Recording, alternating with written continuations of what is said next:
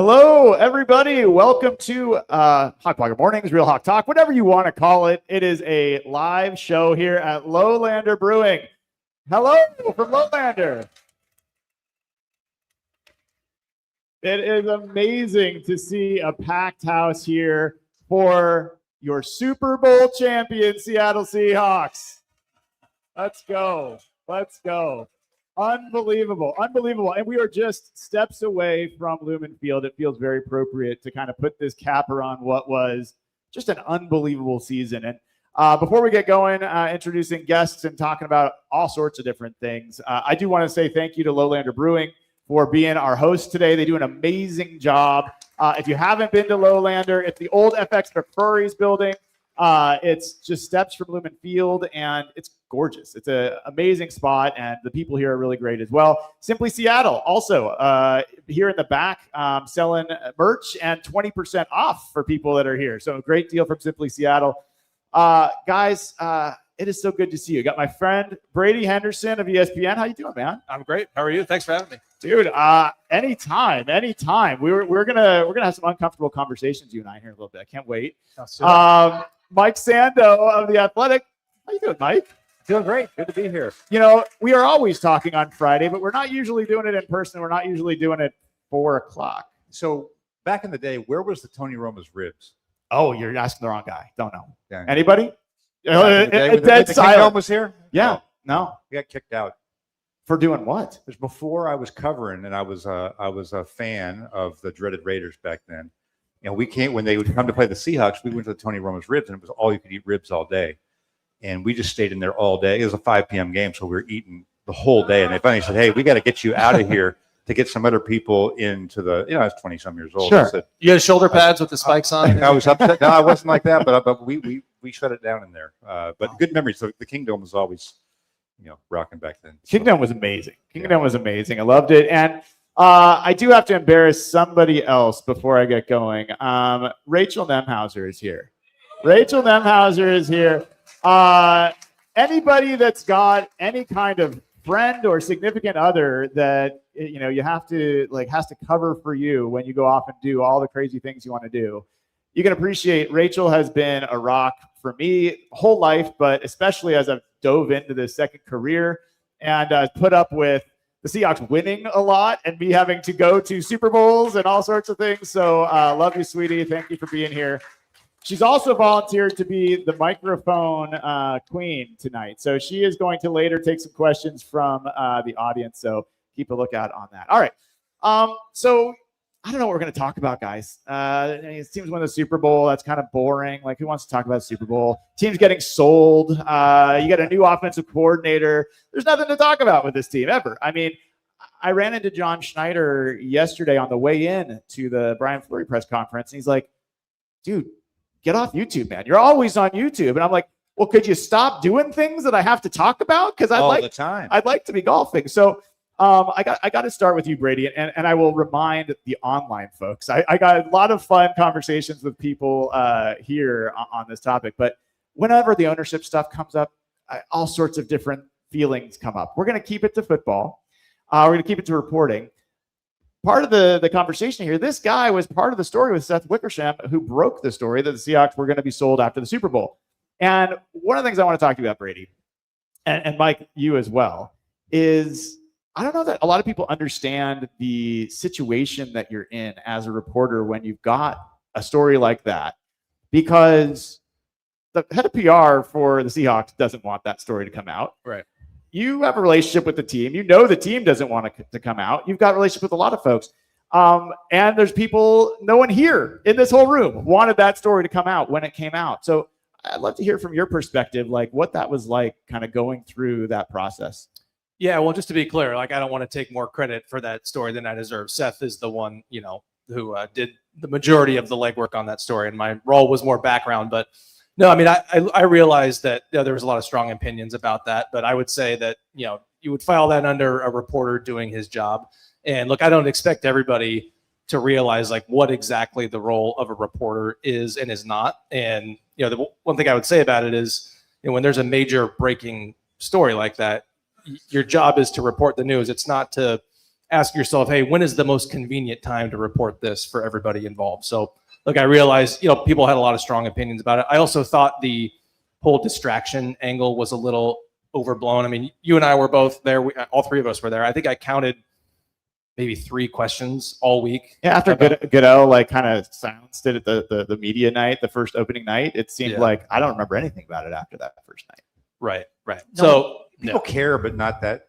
Like the players aren't sitting there. I mean, they don't even. I'll tell you this. This is a unique situation with this team too. My first year covering the team was in '98, and so I covered the team every day from '98 through into '07. I met Paul Allen one time. I mean, he came out to practice a couple times. The owner of this team is not visible, so they don't know what it's like. It's very different in other buildings. So when the players here are talking about ownership, they're talking about somebody maybe they haven't met. It's very different in other places, and the Seahawks may find this out depending on who buys them. When that owner has an office in the building, which isn't the case now. When that owner has opinions on the draft, when that owner wants to talk or doesn't want to talk, all of those sorts of things. But the ownership issue in Seattle has never been an issue to the players. And that's a testament to the ownership. Yeah. They're not in the middle of it. They let these coaches coach, administrators administrate, players play. So it wasn't like Jerry Jones is selling the team. This guy's been talking every Sunday night about the team during the season. Yeah. It's an invisible ownership in a good way. Well, I'm curious, before we get back to kind of the story itself, Mike, I mean, you've been part of reporting all sorts of stories for many, many years, and you have relationships all throughout the league, as do you, Brady. So when you got a story that maybe is going to sour one of those relationships or put it in a kind of a challenging light, how do you handle it? I don't think it does if you're fair. I mean, if you're going to do something the right way and be fair about it, and someone's going to cut you off forever, then that's okay. I mean, then they weren't that good of a contact, right? And so I've always been able to have honest conversations. Sometimes people do get upset with the timing of something. I mean, one of the most memorable ones for me wasn't even a big story, but many years ago, I had found out who they were going to cut on the roster, and I just put it in the bottom of my notes, and the players found out before the team had told them. So Mike Holmgren I got a great relationship with Mike. In my face, he's a big, intimidating guy. If you haven't seen Mike Holmgren, this is a big, big man, and he gets very red in the face when he's upset. But I mean, he was like, "Who do I have to fire?" It wasn't even a big deal to me, but I had a real appreciation for the human component of it. And I said, "Look, if I would have known that was going to happen, I could have helped that a day or something, right? I don't. That's not that big of a deal." But then the great thing about Mike was the next day it's like it never happened. He was always a big person longer term. But sometimes you will get people. I'll give you an example. When we reported on Russell Wilson's story several years ago, and some of his people were like trying to intimidate us out of running the story, like threatening, and I've been doing this a long time. My heart's not even moving, and so this person who wasn't his agent was just threatening, and then when they finished speaking, I just said, "You got anything else?" I mean, it's just, and I didn't. People don't know this about Mike. I didn't mean it in that way, but it was just like, that's not how it works. The threatening part doesn't do it, Okay, I'm going to pause you there. People don't know this about Mike because Mike presents as the ultimate professional, still on the surface. But as I've gotten to know Mike more, there is like a serious competitive, like aggressive, like he will go for it. He's like encouraging me, like, you got to go for this. I'm like, man, I'm just doing my thing. So I could totally imagine you in that scenario. And those are rare, but they sometimes happen. In that case, it's like, look, if that wasn't somebody who, if I had a relationship with that person for 20 years, they wouldn't be doing that. Yeah. That's somebody came into my orbit one time, didn't know, The reason I'm bringing this up is because I hear from a lot of folks. We talk to them about some different things on this show, and they get to learn or get a different perspective. Is there's a lot of stories to be told that don't get told because someone maybe does get intimidated or does value that relationship, or there is an influence depending on who that person is or where they are in the organization, where they are in their journey, and it takes a certain amount. Like, you have ESPN behind you. You have The Athletic behind you. You guys have had this experience and this training. Not everybody has. And so it is an age of a lot of people telling stories, and it takes a certain type to kind of get it out there. It's funny you say that about Jody, being kind of in the background. We were at the owners meeting last year, and they have the gala or whatever, right? Mike, you were there too, right? And we're 5 steps away from Jody Allen. Never got a chance to say hi. Never, it was pretty clear, that was not a good idea to try to say hi. But everyone else is accessible. So it is interesting. The owners, all the owners, I think, have some amount of buffer. Even probably Jerry Jones is not introducing himself to people at that meeting. So I'm curious for you guys when this story became clear and when this started coming out. I'm staring right now at Lumen Field, where the Kingdom used to be, where Paul Allen helped build that stadium, build this team, build a 2-time Super Bowl winner. Jody Allen helped. I gave a pretty impassioned speech about wanting Jody Allen to be the person who raised the 12 flag at the NFC Championship, and she did, and I'm so happy that she did. It's not easy to find somebody that's got billions of dollars and also is happy to be in the background. Yeah. So I'm curious, starting with you, Mike, the process. One of the things I'm curious about procedurally now, someone's like, God, that sounds exciting. Let's talk about procedures. Yeah. But does Jody Allen and the estate of Paul Allen, does Burkle, do they have any say over who purchases them, or does the NFL just basically say, no, you got to pick from these guys? No, they have the leading say. And so one thing we don't have, I don't think the trust is a public document, right? Right. I don't think that I don't know. I'm going to find out. I was on the way up here. I was like, I wonder if we can get that type of stuff I used to always try to get. But that's going to be the playbook for this. Is a little bit of an unusual situation. Typically, you wouldn't have a trust. Can you think of anyone who has had billions of dollars and ordered when they die that it all goes to philanthropy? I mean, it's just a pretty special person to do that. Yeah. And he could have easily had a carve out, hey, my sister gets to run the Seahawks or whatever, I kind of wish he would have, to be honest. The fans would want to, but I think it really shows that the Seahawks were a big part of Paul, but they were a part of him. He had a lot of other stuff going on. Most people, you own a team, that's your main thing. So they will get to do that, and they will get to basically that will may say you have to sell to the highest bidder. It may not, but they're going to be able to steer this initially to who they feel comfortable, hopefully for the team and the city as a steward of the franchise.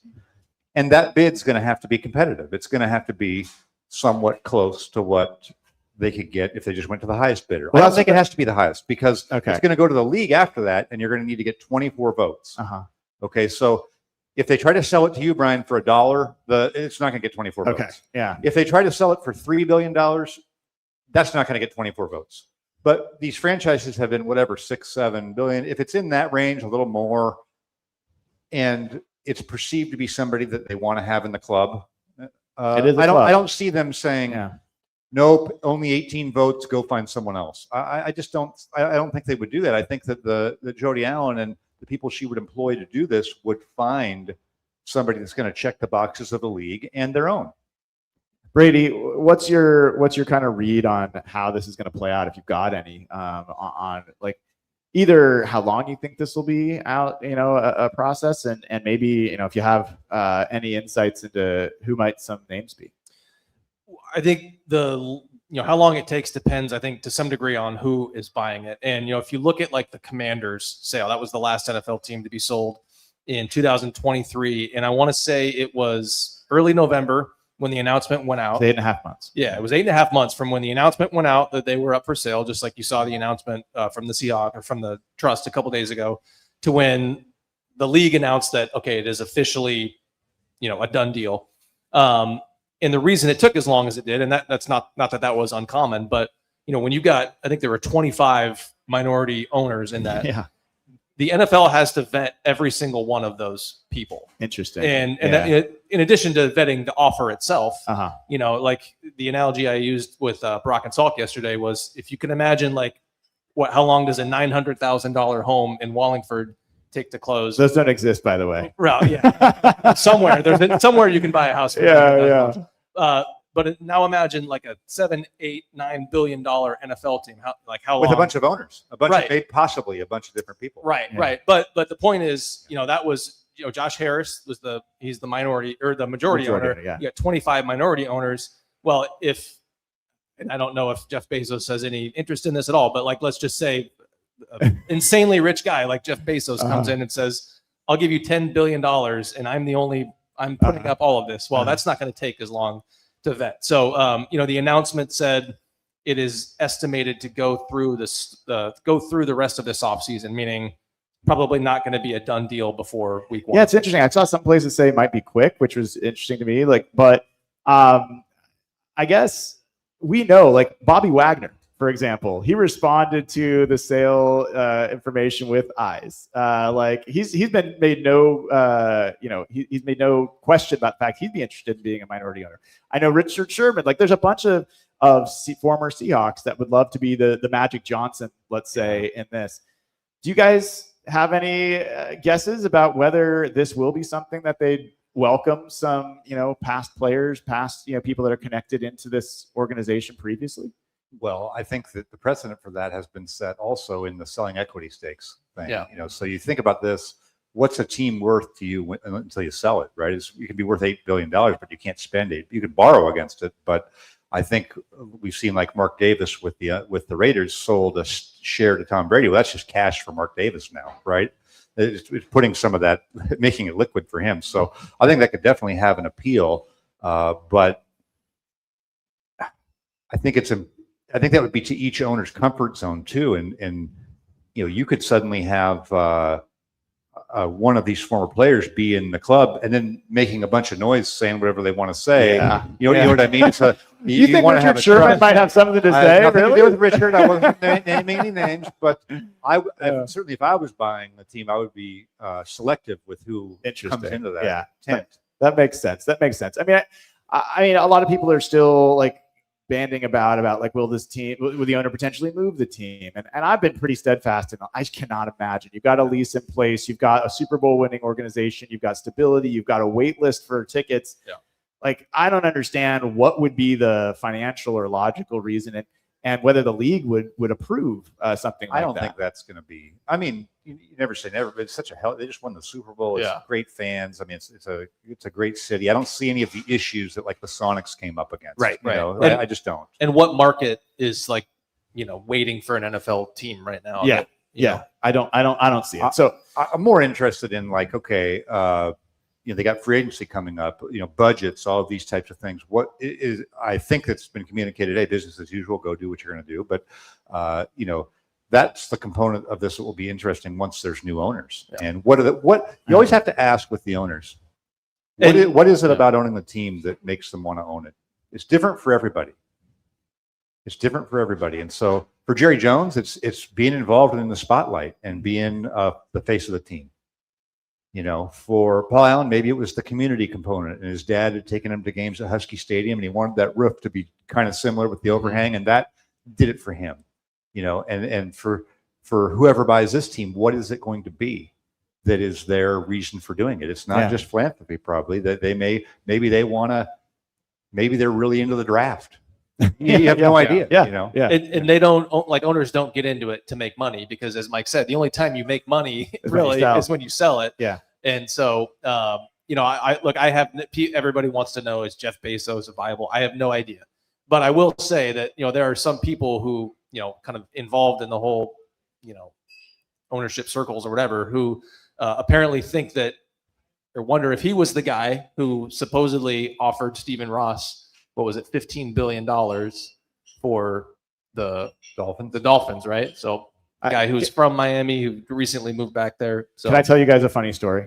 Yeah. I think it's funny. But like, I knew that this was real, not just because you reported it, but literally last week. So you guys know I used to work for Adobe, right? Corporate stuff. And I do this thing where I get called expert calls, where someone would want me as a consultant on something related to tech. Well, I got one that was related to the Seahawks, and I'm like, what? And I'm like, sure, I'll if you want to know something about the Seahawks, sure. Get on the phone with them, and they're like, yeah, we're working with a firm that's interested in vetting the Seahawks for purchase. Did you used to work for the Seahawks? I'm like, no. And I'm like, oh. They just happened to get your name mixed up with yes. They thought I was a former employee. I cleared that up, but it was clear that they were like, yeah, they said like it's going to be on the market. So I was like, okay, this is coming. But this is probably the driest topic to start with. This is like getting everyone frothing at the mouth talking about it. It's a really important thing because It's huge.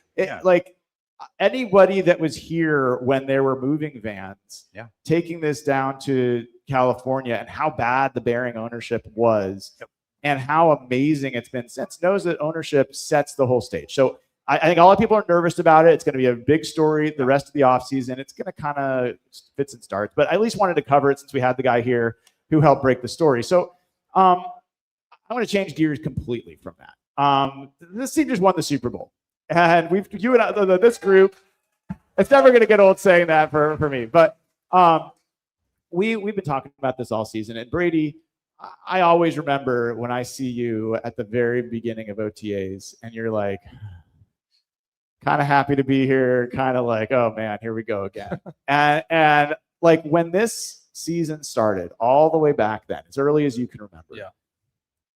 What was your take on this team, and when did you start to think, actually, this team might be capable of a lot more than what people expected?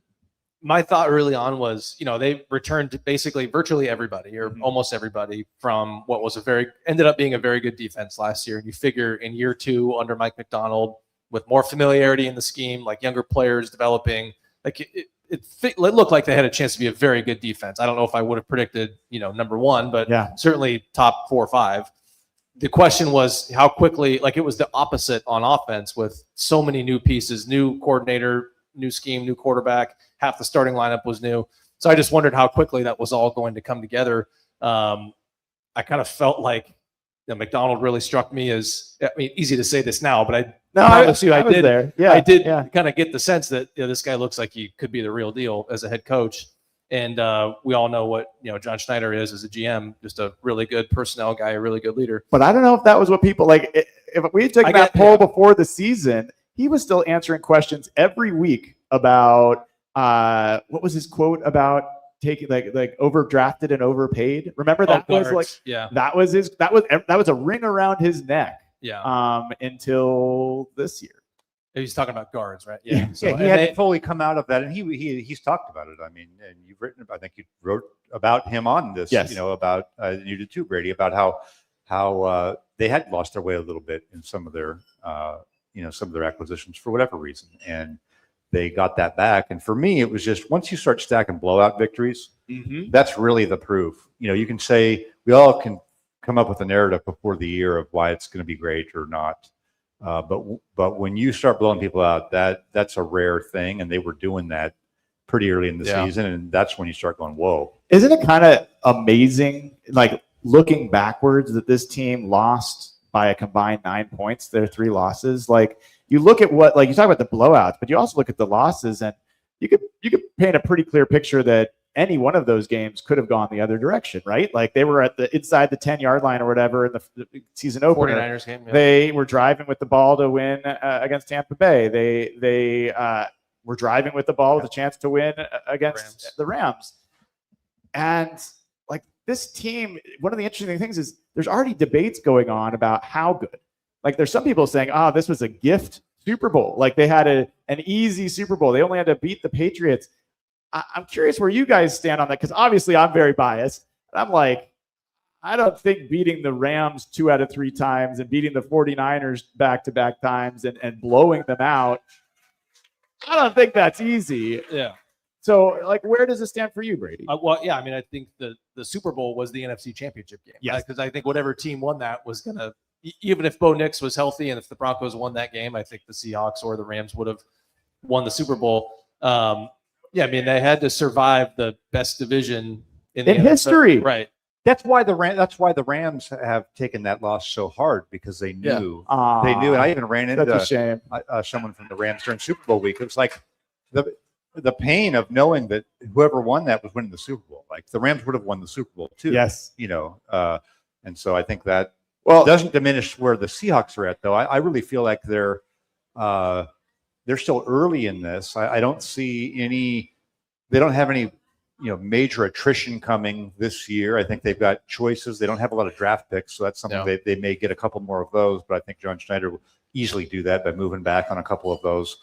I just don't see a reason for something to be a fall off. And it's interesting. Like remember there used to be that stat when Pete Carroll had the team going that the Seahawks have gone however many games without losing by more than one score. Yes. Remember? It was like 88 games. So It was like a crazy streak. the way that happens, and Yeah. this thought of this when you mentioned they lost 3, you don't get blown out. So when you play really good defense, you control the ball in offense, and you are explosive enough when you need to be, you're never going to lose big. You're never going to be out of your defense. Keeps you in it, and keeps you. Even if you have a rough half, the defense will at a certain point hold you enough to let you get it close, and that's what great teams do. And I think Seattle had a great team before, 10 years ago. Now it's 14 years ago, I guess, and I think they have the makings of that again with a very similar style, but with a much younger coach who has shown me, and we're going to talk about this Fleury hire as offensive coordinator, but has shown me a real accountability that matters. And I think the opposite of that is these coaches that have a lot of times been around a long time and they carry people on their staffs. And Pete Carroll was really ridiculed for that this last year with the Raiders, with his son's coaching and all of this. And I saw it at, even at the end of some of Mike Holmgren's staff, when all those guys had left for head coaching jobs. You're left with a bunch of guys who, maybe didn't get those jobs, or they were friends of him. And the way McDonald's handled this, replacing the running back coach in season. Yeah. The running back then takes off. That hasn't been officially reported as far as I know. It was not, I can say that. It was not a leave of absence. Hey, we can finally say it. Oh, yes. But then I think we would have said a week or two ago that it would be likely they would promote from within for the OC. The fact that you don't is the harder thing to do. Yeah. The comfortable thing to do is just, hey, keep our guys happy. Let's give this guy the title. He doubles his pay, and everyone's happy to come to work. Yeah. And that's great if that's the best guy. But the way you handle when you bring in a guy from the 49ers who maybe you didn't know was going to be on the radar, then you're open to doing that. That's interesting to me as a coach. I think one of the things that's fascinating is not only is he not like a nepotistic kind of hiring guy, those are the last people he brought in. Like, it's been 2 years. He didn't bring in anyone from Baltimore. Like, his whole offensive staff, his defensive staff, it was all new people. And now it's Zach Orr. Now it's Daniel Stern, like coming in year 3. And I think it's astounding to have this kind of success and be able to work with all these new people. I think that's such a testament to the kind of coach and the kind of person he is, and to figure this out as he's going. He's been very honest about, like, he is a work in progress himself. Yeah. Well, and he did try to hire Zach Orr as his defensive coordinator 2 years ago, and then Baltimore promoted him to that role to replace McDonald, actually. But he also didn't just hire a bunch of other ex-Ravens assistants just for the sake of bringing his buddies on his staff. Like, and I think it actually impressed people in the building that he was committed to finding the best teachers, not just the comfort of his buddies. There's a saying in the league: your first staff is often your worst staff, because you can't bring everybody in at once that you want. Well, especially when you're young and you don't have like the long history of relationships that you've built. Yeah. So I've just been impressed with that accountability. It's hard to see sometimes around the league. Like, okay, you don't really know. If I said, quick, receivers coach for the 49ers, is he good? Yeah. But when you're replacing guys that you don't have to replace, that gets my attention. Yeah, it's a great point. And I mean, I'll just say, quick aside. So these are real reporters here that are unbiased, they're objective. When Mike says, hey, or Brady says the Seahawks winning meant the Rams didn't win, it makes it so much sweeter. I feel like that team, I literally, in the post-game show of the NFC Championship, I started by complimenting Matt Stafford with how he played and the game plan that Sean McVay and the game he called. And then I found out what they said, both of them, about the lucky play at the end. And I lost so much respect for them. And that's the second time that they lost, and they pointed the finger elsewhere. And so I think the juxtaposition between how they handled those situations and how Mike McDonald, if he was in that situation, would have never, ever said they were lucky. He would have always said, yep, they played a good game. We didn't do what we need. Like, I think it's astounding. And I guess I look at this, speaking of like casting some aspersions at McVay, Kyle Shanahan's never won a Super Bowl. Never. He's actually blown Super Bowls in like catastrophic fashion. Are you enjoying saying that? I love it. I will never get tired of saying that. And Mike McDonald won in his second season. He's like, the third youngest coach to ever win a Super Bowl. You guys talk about like where this team can go. I'll start with you, Brady. Like, obviously fans want to believe, all right, we're going to repeat. Like this is going to happen again.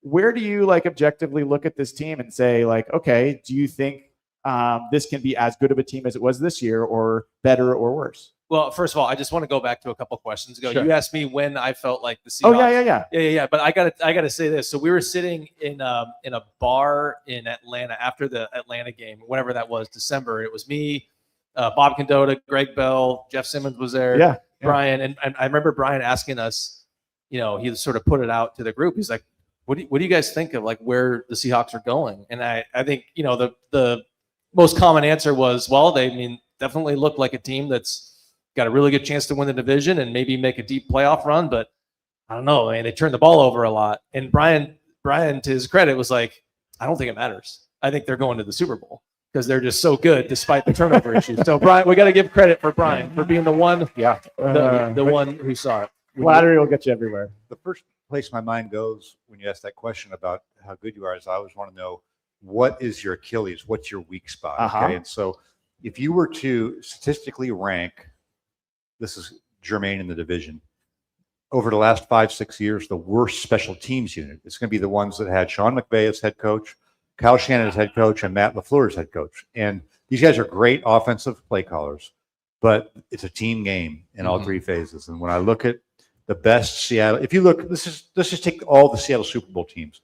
05 had a great offense, but questionable defense. Good enough. Opportunistic. Depth. Yeah. So that was their blind spot, right? They never did. They never figured out the defense really. Yeah. The whole time Holmgren was there. Yeah. And then you go to the next two with Pete Carroll, and they had Earl Thomas playing on special teams. Yeah. So there's a culture of your team that's in all three phases, and I think you get a lot of energy from that. And so if you look at Green Bay, all those years with Aaron Rodgers, only one Super Bowl. It's because they always were oriented towards the quarterback. To me, they had the great quarterback. So then if you look at Sean Payton in New Orleans, the only year Payton won it all and Rodgers won it all with McCarthy were when their defenses sort of swerved, and special teams kind of swerved into the top 5 zone. Okay, so I see in McDonald somebody who is about the whole team. I don't see the blind spot of like, hey, they're just not going to be good on special teams. Because if you look at like the Rams, for example, they have the highest, when they kick off, they have the highest touchback rate in the league because they don't want to play. They don't want to play special teams. They'd rather have it not be part of the game. Yep. You can't fake what makes the game fun for you as a coach. So sometimes these guys that are, especially a lot of offensive coordinators, they're about the offense. And even the great ones. I mean, I'd come off a practice field with Mike Holmgren, and if they had a good day of practice, but the defense had the upper hand, he'd be a little cranky about it because he can't separate himself. And he used to joke even when his extent of involvement on the defense was just stop him. He would joke about it. But some of these other guys, the whole team coaches. If you go to Bill Belichick, obviously had Tom Brady, but they had a lot of really good defenses and special teams, a Hall of Fame kicker, likely. And so, or Vinatieri got in, didn't he? Yeah, I think he did. I was. Yeah. You're the Hall of Fame guy in the group. Yeah, exactly. But to me, that's a huge component of this. Is where's your blind spot? So we would have said with this one, it's going to be, hey, it was Ryan Grubb, or what are you going to do for offensive coordinator? Yep. And in getting Clint Kubiak, that was a great hire. And so you have to trust now that this is a great hire with Fleury, which by the process and what we've seen, I think it probably is. Yeah. But that's probably the one thing that if he ended up not being a good offensive coordinator, that could set you back. Yeah. Yeah. Brady, feel free to take this wherever, but I remember, as do a lot of people, I put you in an uncomfortable position before the season where we were standing outside the VMAC, and I asked you to give a 1 through 10 ranking on how likely it is that the free agents for the Seahawks were going to be back. And we were going along, and it was like Ken Walker, and I think you said like 5 or a 3 or whatever you said. And we were going through Kobe Bryant, and you thought it was like an 8, or I don't remember all of them. But then we got to Reek Woolen, and you were like 1. And I was like, whoa, a 1. And if I remember right, that probably didn't go over so well next time you had a conversation with Mr. Woolen. But where do you stand now? I'm not going to make you go through all of them. But go ahead. No, if you want to, go ahead. Well, let's do a speech. Brady, that's the danger of doing these shows with guys that are good hosting. I used to go on Mitch in the Morning on KGR. He's an expert at getting you to say something you wouldn't say normally. So you're like, yeah, a 1. And you're like, oh, then you got to go in the locker room and Woolen's like, talking about a 1. So yeah, I mean, so it goes. I mean, but I did like think it wasn't just off the cuff. No, you put thought into it. So well, let's start with Woolen. 10 being he's coming back, 1 being he's not. Yeah, I mean, I would say my answer is the same. Okay. Look, he's got enough talent and enough like really high-end football on his resume to where I would not surprise me if he gets a deal somewhere north of like $15 million per year. And I don't see the Seahawks paying that. He's just he's a really talented player who's been up and down, and that's the kind of guy who gets to free agency and then goes somewhere. If he's less than $20 million a year, I will be shocked. It sounds like a lot, and it is, but now all those contracts are up so high now. Like guys are 30 million. You know? And there's no way like him out there on a Super Bowl team. And you're planning ahead on this team, so you're going to pay Witherspoon. They're going to for what he means to the team, and the way he goes about it, and the way he plays. And then Emenwari is going to get a deal too eventually. Nick Emenwari is, and it was interesting before the Super Bowl. I was talking to an offensive coach from another team who is preparing for him, but he's not following. He's not dialed into everything with the team, and he was like, I wonder if they'll pay Witherspoon because Emenwari can do the same thing. And no, they want both. Yeah, they're not paying attention. They want both. Yeah. No, he's just talking from a football standpoint. Yeah. Because in his perception, Witherspoon wasn't as good outside as in. Interesting. And so Mike would say different. So yeah, Mike McDonald will. Yeah. So, but they're going to pay those 2 guys. Yes. Yeah. So you're not going to pay. You're not going to come and pay $25 million, $30 million a year to Reek Woolen, even if you might if those guys weren't there. Right. But that's the reality. Those are your guys. Yes, I agreed. And they play the style that Mike McDonald wants to play: physical, like hard-nosed football, not making the mistakes. Although I will say, Spoon in the Super Bowl, like I was like, why are you facing the opposing sideline after you made that play? I was like, come on, buddy, don't do it. But all right, so Kobe Bryant. He's never come back to never haunted them before. No, never. Kobe Bryant. That one feels 50-50 to me. And I know that I've reported this, so this is not breaking news, but I mean, they tried to get him done, albeit briefly tried to get that deal done last summer, and they were like very far apart. And it's not uncommon for, the team's initial offer and the player's counter offer to be far apart, but we're talking like, I don't want to say the numbers, but more than double the average per year. That was the difference. And so it was just too big of a bridge to even try to get. Well, and I would have to think the Tai Okada, like one of the things that we've also always seen is when you have these Super Bowl teams, there's always these unsung heroes that step forward. In the 2005 year, Marquand Manuel came in. Like there was a lot of guys that kind of stepped into deep spots. There you go. Right.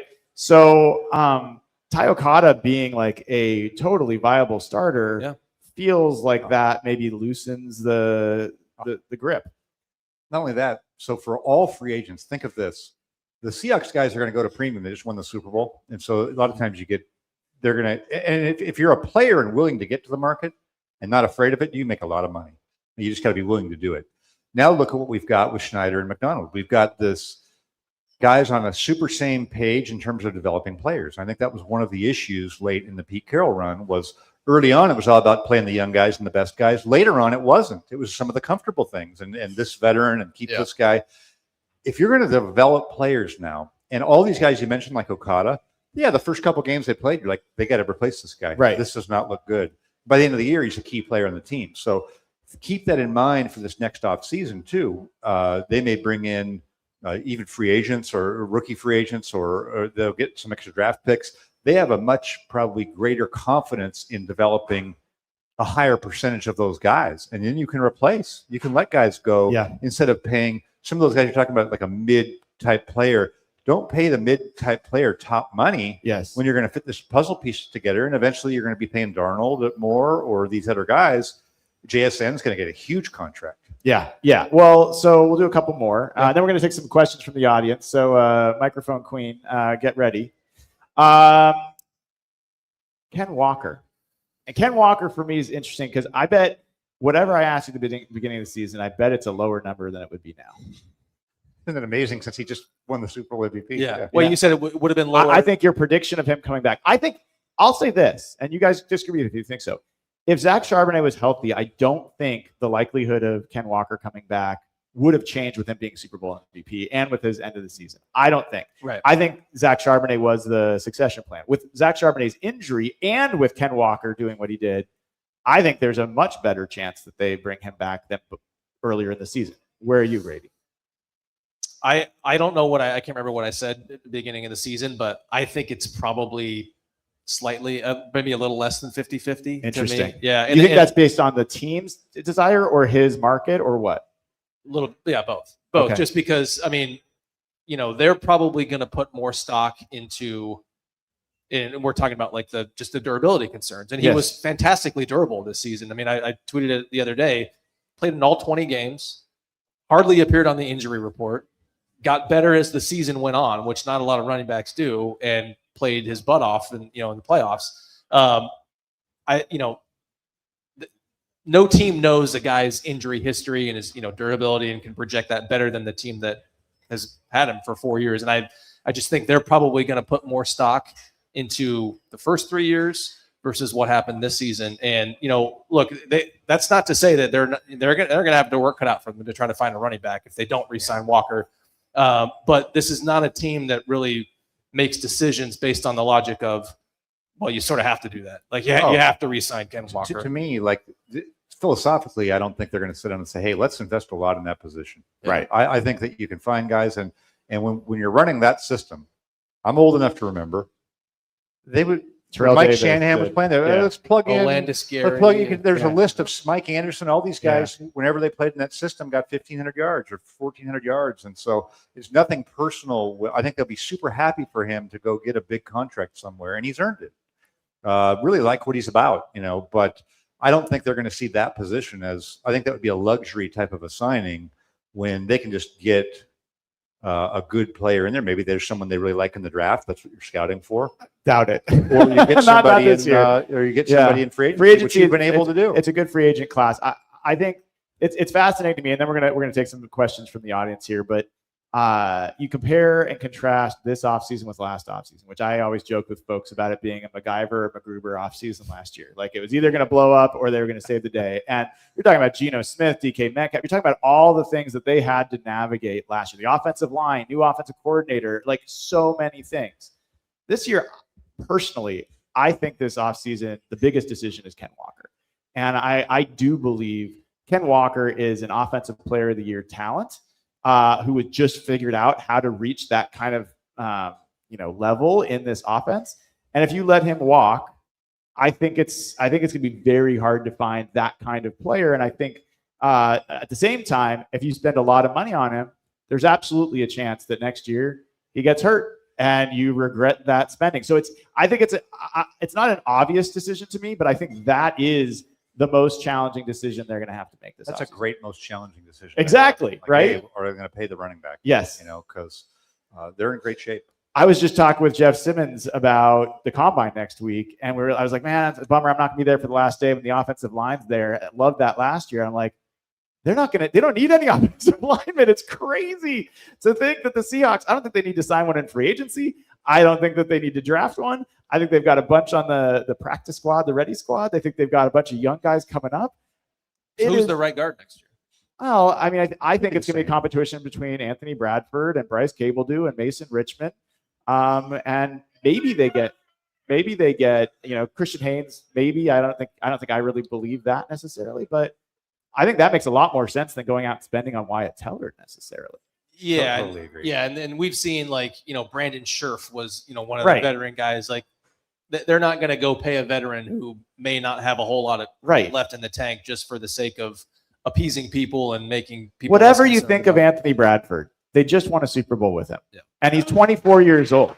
Yeah, so it's not this catastrophe that they have to do something about. Absolutely not. You hope that there's development over time. And interesting conversation I had years ago with I think it was with Kyle Shanahan talking about development of players, and it's so hard for these offensive linemen when they come in because nowadays a lot of them haven't even been in a 3-point stance, right? So you come into the league, and because the rosters are, we always see these stats. This team's played 7 offensive lines. These guys are going to get in the game, so they get in the game before they're ready, and then they look terrible, and they get bad film. They lose their confidence, and they're out of the league. And the ideal situation would be to keep an Anthony Bradford on your team for a few years if you can do it. And obviously, winning the Super Bowl, the staff's going to be here. Yeah. And he's played, and he's had some good and some bad. But it's probably trended better, right? Yep. It's better than it was when it started out. So he could be a great success story for the. Now, I don't know his makeup or how he takes to coaching or what he's all of that type of stuff. But if that stuff's aligned, then totally develop him. All right. I lied. One more thing. Rashid Shaheed. I don't have a great feel for that, but 6.5. Oh, so you think there's a chance? Oh yeah, There's a chance. Yeah, I mean, I don't think they would. He clearly wants to come back. Yeah, it's going to be whether or not the team values him enough. They also have Torrey Horton, who they feel really good about, and they've already paid Cooper Kupp, and they've got JSN. They're going to pay $40+ million to. I think there's going to be a lot of people that can be very upset if he goes and he gets a deal that they feel like the Seahawks should have given him. But I think I'm surprised you have it that high. Well, one thing I could see happening is, for as great as he was as a return man, 3 touchdowns, Pro Bowl, just game-changing plays, for whatever reason, he didn't get as involved in the passing game as I thought. And I wonder if that's maybe going to temper the market to where maybe you can get him back on a 2-year or maybe a 1-year deal for he also joined them during the season too. So I'm kind of with you, Brian. I think there's a good chance. I think at the very least, he's got to explore the market. Yeah. I mean, they're not going to just knock his socks off. I wouldn't do that if I were them. But I would give time as far as what he did in the offense. Like, you come in the middle of the season, I think it's a hard thing to do, even though he had some experience with Kubiak. But give them a time to work on this. I think he did make a difference with his speed, even if he wasn't catching the ball. He gets your attention, and there's some value in that. It's just not necessarily $20 million a year or something like that. They did face less, and I'm sure you were on this too, like fewer loaded boxes from the moment he arrived to, Well, quickly, we got to talk about his impact on the run game for sure. Yeah. For sure. All right, let's take some questions. We're going to go a little past 5 because I want to make sure we get some questions. So, Rach, dealer's choice. You can choose as hands come up. We'll take a few questions, and I'm going to update my parking. I think someone needs to turn the microphone. You good? Try again. Thought you had a limo, What's Brian. up, Brian? Any chance if the Seahawks re-sign Kobe Bryant, do you think they would move him back to corner to let Ty Okada come back and play safety? I think there's no chance of that. I think it's an interesting question. Feel free to disagree, guys, but Kobe Bryant's been such a better safety than he ever was at corner, and the fact that he has history at boundary corner and nickel corner and safety is part of his value at safety because it allows Mike McDonald to kind of utilize him in a lot of ways. But I think his best spot is certainly at safety. All right, let's take another. What about edge rusher Derek Hall? What's your question? Are we going to re-sign him? Well, so your question. So he is up for extension. So he's part of the same class as JSN and Devin Witherspoon. Do you think that they look to? I think it would be the best possible time for the Seahawks to extend him. Yeah. If you're Derek Hall's representation, do you sign him? You take a deal? I'd wait if I were him. So that would probably surprise me a little bit. He certainly seems like he's part of their long-term future. I mean, he is a rugged, like the exact kind of rusher that Mike McDonald likes on the edge. Got a great story, plays with his hair on fire. Like he is a Seahawks type of player. This comes back to all of the money that they're going to have to spend this offseason. And the one thing I always remind people is, we always tend to focus on cap space, right? Well, could they make this work, cap wise? And a lot of times they can, but the other factor in there is cash. And despite, teams having a lot of money, there's not like endless reserves of cash to spend. These are all, at the end of the day, businesses who were trying to, they're all operating under cash budgets. So even if you can make it work cap wise, there's a limited amount of cash you can spend. And when you're talking about, let's say they do JSN's extension this offseason, you're giving him, $40 million signing bonus, something 50, something like that. So a lot of money. And then Devin Witherspoon. So my point is, like, this may not be the best offseason for them to extend him because you just got so many other big financial decisions. That owner's going to have a lot of cash. That's a question for another night, but I am interested in how that owner could affect cash budget, what that would look like. But we'll have you on again. We'll talk more about it. All right, let's take some more questions. Where we got? And give us your name if you wouldn't mind, where you're from. Hi, I'm Jay. I'm from here in Seattle. how do you folks think about Elijah Arroyo's year 2 expectations and performance? AJ Barner had an excellent year 2. Like, what do you think about the tight ends with Brian Fleury coming in, and how do you think the tight end room evolves? Thanks. Elijah Arroyo to me was the most consistently impressive guy of the rookies, I should say, during the offseason. I mean, he was consistently making more plays than any, and obviously it's hard to, you don't think of left guards as playmakers, so Zabel is kind of separate from that, but he was fantastic. And so I was surprised that his he produced as little as he did. He had the injury in there, which didn't help, but I can't wait on this one because so in San Francisco with Kyle Shanahan, he always plays 21 personnel, 2 backs with 1 tight end. Okay, now you got the tight ends coach coming in.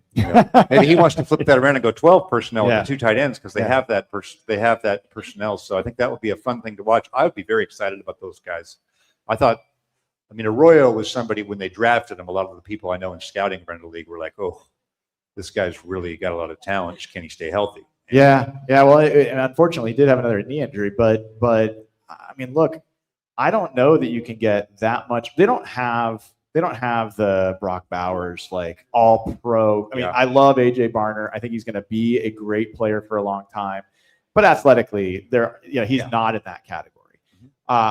But outside of not having that alpha, the true alpha, they've got such a talented tight end room. I think it goes all the way through Eric Saubert and Nick Callerup. I think also is really a great part of that. Like Nick Callerup, the first time I saw him in rookie minicamp, I'd never heard of him before. I was like, who is that? Like, he's massive. And when the tight ends, we watch the guys come onto the practice field, and I'm like, my God, these are titanic. Like, I'm watching AJ Barner run into Mike McDonald and send him like 5 yards one direction. I mean, these are big men. I think they're a huge part of the identity of the toughness of that offense. Yeah. My first thought when I saw Nick Callerup, I think at rookie minicamp, I was like, that's the kind of guy that you want walking down the proverbial dark alley. Yes. Well, it's funny. One's gonna mess with you. You and I joked about this. Like, if you see Nick Callerup in his locker, he's like scowling and like he looks like don't approach. And then you talk to him. Nicest guy ever. He's such a nice guy. He's a great guy. All right, let's take a couple more questions. Who else we got? Okay, I'm Nathan from the Seattle area. So first to comment, thanks, Mike, for joining us every Friday and helping make. My pleasure. And helping make this the top Seahawks podcast on the planet. Hey! I think that's mostly Brian, but I'll take you're a big part. Part of it. Yeah. And thanks, Brian, for doing this. So my question, and you briefly touched on this, Brian Fleury. Mm-hmm. So in your experience, and Brady, maybe you have some perspective as well. Have you seen this where 2 bitter rivals are running similar systems, and it actually is almost seamless? Is probably strong. There's an opportunity to poach back and forth, which is great until the Niners hire one of our assistants. And do you think there's much secret sauce to be passed from Mr. Fleury? That's a great question. So my mind goes back to the days of like the West Coast offenses when they went everywhere, and you definitely, I was thinking of this earlier, actually, when we were talking about Shaheed and like, okay, are the 49ers, they have some receiver issues. Is that somebody they're going to overvalue and want to take? The coach going from one staff to another, I think is helpful for some of that stuff. But for the most part, you're still studying everything off of the film. And I think you can get into some issues with the communication where they know they know some of your calls and your audibles and that sort of a thing. And I think that could come into play for a game here or there where you see teams have to adjust. But I think for the most part, the games are still won by the players. For the most part, but it is an interesting. Well, and the thing is, it's a situational too. The Seahawks didn't have an offensive system of which to build on last year, and Kubiak brought in a system and a coaching staff, and they instilled it throughout. They drafted to it, they developed to it, and they're going to continue to run it. If it was last year, I think it would have been a lot bigger deal. This year, they've got someone who can continue that trend. And also, I don't know if you picked up on this in the press conference, but Mike McDonald was, and Brian Fleury talked about, we're going to do continuity was a big word they kept using. And there's some things that we implemented in San Francisco after like that Clint wasn't part of that we can add to it. And so I think that was a huge part of this hire for Mike McDonald, which is, do I want exactly what we had with smart guys that I trust, or do I want smart guys I can trust and adding additional insights, additional ideas to what's already a good staff. And so I think it's additive. I don't know that it's going to be revolutionary. I but think it's helpful though for someone as smart as Mike McDonald, who's really involved at that level. I think it's helpful to have somebody.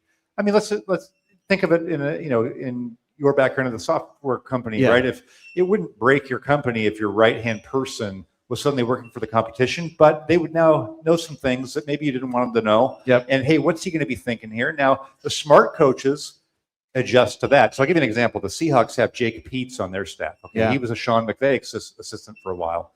And so you think, okay, he's got some insights into McVay. Well, after the NFC Championship game, Mike McDonald goes, tip my cap to Sean McVay. They were doing stuff on second down that they hadn't done before, and it really threw us. Well, you got Jake Peetz right there. Couldn't he have said no? The good coaches are still going to zig and zag at different times. They know what Fleury knows. Yeah. I'll say this, there's not a coach on the Seahawks staff other than Mike McDonald that if they went to another staff, I would be super concerned about what it would mean to giving another team an advantage. Like, I think the world of bad and dirty, I don't think if he went to another team, all of a sudden the Seahawks are going to be in big trouble and the other team's going to know everything. I think the world of, Justin Hines, and I think the world of Justin Outen and a lot of these guys, but I don't know that they're going to bring some secret sauce. Mike McDonald, to your point about like Sean McVay, there's certain quality, like a certain level that if you're at that level, that's a huge brain drain. And the Ravens certainly feel that, right? Yeah. Yep. I think that who you lose, it depends how reliant you are on that person, right? And so that's where we said, okay, the offensive coordinator could possibly be the one thing that you don't have as much control over. And they had a year with Grubb that he probably wouldn't have had if he was an offensive coach, right? He would have been able to control that more. So I do think, though, just the way that McDonald's gone about it gives me some confidence that he can be able to do it. Now, offensive line coach is always a big one, too. I've always felt like there's 10 or 12 really good ones in the league, and everyone else wishes they had one of those guys. So there's a reason that most of those really good ones are like 70 years old, and they get paid a lot of money too. It's a kind of a dying profession in some ways because of how much offensive line has become really challenging to coach. And so the fact that Benton's staying, I think everything I've talked about with John Benton, he loves it here. And you've been saying that, though. Yeah, he feels like this is a really class organization, and I think that it's amazing that that's part of what keeps him around. And I just want to say one more thing. Mike McDonald had an interesting comment on the radio a week or so ago before they hired Brian Fleury, where he was talking about how they want to build. I think he called it just the Seahawks system offensively. And I think I'm not going to try to quote him because I don't remember exactly what he said, but I think his point was you want to build an offense that is sustainable to where if you lose Clint Kubiak to a head coaching job, well, you're not having to start over. And if Brian Fleury becomes a head coach, which he wants to do, and we'll see if that ends up happening. You don't have to start over every year. Correct. You need a development plan. You can't just be. And you see this. I think you see this happen around the league. Where we lost the veteran coordinator, and now we're going to have a totally different defense the next year with another veteran coordinator coming in. Do you think? You think Jake Peetz is leaving? I don't have a great feel for that. Do you have any feel for that? No. What's his options? Well, that's the thing. I don't know that he has options, but I can't imagine he's happy that he's two different offensive coordinators have gone and he hasn't gotten the job either time. I don't know. I don't know how big of a deal that is to him, but I do wonder about it. Yeah. But and just last point on the whole continuity with the system. When you are a successful offensive coordinator, offensive coordinators don't last very long because you either get fired or you get promoted to head coach. Yeah. And so, Mike McDonald could be in this situation where he's just constantly having to replace his offensive coordinators for whatever reason. And that's the whole idea of having a quote unquote Seahawks system. You know when that happens? When you win Super Bowls. So if they're gonna have to hire a new OC every year because they won Super Bowls, I think Mike will take it. But if the head coach has a vision for how he wants to play on the side of the ball, then that overrides a lot. Well, think about Sean McVay. I mean, he's done pretty well on the defensive side. Hasn't been as good as the offense, but he's lost a lot of coaches. And he's actually more involved on the defensive side the last few years than people realize. And I think Mike McDonald is a coach of the in the same ilk. Yeah, I agree. And you got to have that alignment. All right, let's take two more questions. Yes, that. Oh. A hand in the back. The tall man, Mr. Saucy Sasquatch. Oh. I know him from chat. Okay. He is twice my height. All right. So, given how much has been made out of how close this team has been this year. How much do you think that factors into these free agents, like the calculus for them in terms of what offers they may accept in free agency this year? Yeah, I'm gonna change that a little bit to like, how much does that factor into a free agent's decision? I Like, don't think it does really that much. I mean, yeah. now Like fans would like it to, but I don't think it does. look, if you made a ton of money at the end of your career, and your kids are in school and you just don't want to move for an extra 500,000, which any of us would move for, but to them maybe nothing. Right.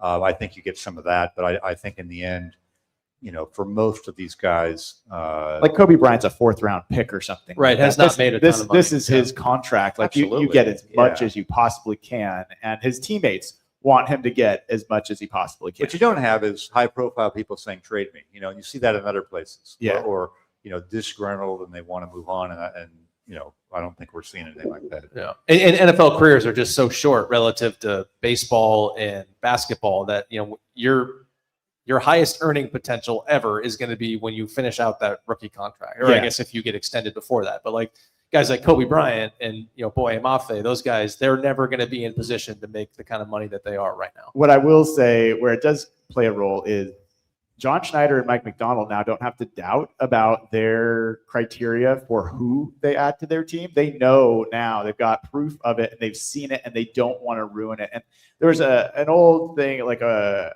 wisdom that was passed on to me when I was a manager at Adobe, and a leader there was really high performing teams know as soon as somebody's added that doesn't fit, and they expel them. And so now I think you've got that clearly a high performing team and a high performing locker room. And I think John Schneider and I think a lot of people, players and coaches, know who fits. And I think that's the real big win. So yes, you might lose some folks, but I think the better question is going to be like, who do they add? And what does that person add? Because this rookie class, from Nicky Minwari to Gray Zabel, like on down the line, like amazing additions to the locker room, not just to the field. Yep. All right, one more question. Who do we got? Yes. Give us your name. Hi, my name is Marshall. My question is, during the season, what's your highlight, but not like an on the field highlight? We all saw all those things. What's something that each of you, maybe an interview you did with a player or a coach, or maybe a story that you wrote that it just really stood out to you as like a really impactful moment during the season? Love that question. That's a good one. I can go ahead if you got it. I got Sure. I'm just, the first thing that comes to mind is Jaron Reed telling us, early in the season about how Mike McDonald had them do what they called the walk and talks, right? And it was, the whole idea was try to build connectivity with the roster, and you're trying to get people who normally wouldn't be in position to hang out and to get to know each other. And Jaron Reed was talking about how he did a walk and talk with Michael Dixon, two people from very different backgrounds, right? Who, on other teams, your veteran defensive tackle is probably not spending a lot of time with your punter, whether that punter is from Australia or not. And Jaron Reed was talking about how he just learned about Michael Dixon, learned things about him that he just never really knew and never could appreciate until they had this. And it's the kind of thing that, that really helped build the connectivity that they had. And we all started writing stories late in the season about how tight the Seahawks are, but it wasn't just because they were winning games. That happened before they even started the season. To me, it was when you have your middle linebacker Ernest Jones standing up for Darnold that way, that publicly with language that got everybody's attention. I think that was really the strongest outward indication that there was a huge gap between how fans, maybe even some fans of the Seahawks, were feeling about Darnold and worried about him. There's always this worry around Darnold. Hey, he can be good, but you have this nervous feeling that he's going to screw it up. The team wasn't having that. The team didn't feel that way. So you talk about fitting the fit of players, and especially this organization who had a really good quarterback, but was kind of sideways with the defense a little bit. And those guys weren't standing up for him. Exactly. They were sniping behind his back.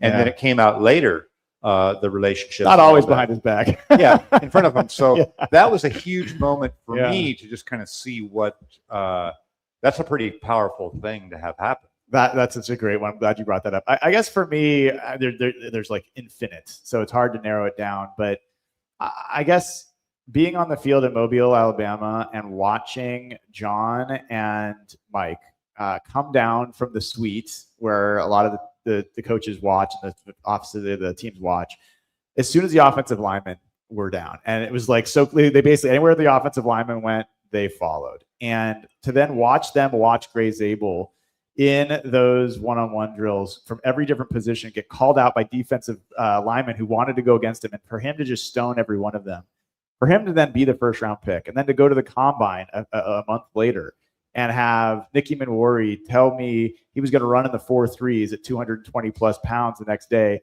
And I had people, when I posted that, like literally like LOL, no way. And I watch him run his first 40 and he's 4.4 something. No one ever goes faster on the second. It's very rare, unless you fall or something. It doesn't happen because you're expending energy. Like, it's just how it works. And he does it after leaping 42 plus inches. And I'm like, 4.38, right? I mean, yeah, it was electric. And to see, I immediately went back to my little spot on Radio Row and I was like, draft him in the first round. I don't care if he's a safety. Like, that guy is a one of one. And to see both of those guys end up on the same team is going to go down historically as one of the most amazing acquisitions of talent in a single offseason. So I think for me, that's probably what I'll remember. There's so many more things. All right. This has been amazing. Thank you to everybody. Thank you to Brady Henderson of ESPN. Thank you to Mike Sando of The Athletic. I'm going to end the online show, and then I'll walk you through what happens next. Thanks, everybody. Take care.